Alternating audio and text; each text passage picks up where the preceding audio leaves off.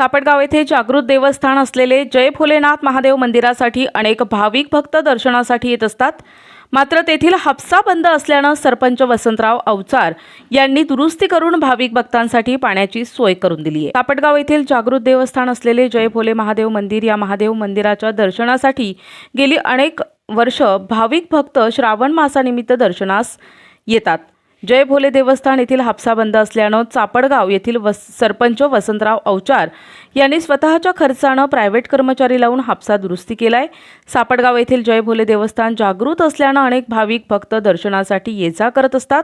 मात्र पाण्याची सोय नसल्याने सरपंचांनी तात्काळ हापसा दुरुस्त करून दिल्याने भाविक भक्तांना पाण्याची सोय झाली आहे. प्रतिनिधी महादेव हरण, NTV न्यूज मराठी, सेनगाव, हिंगोली.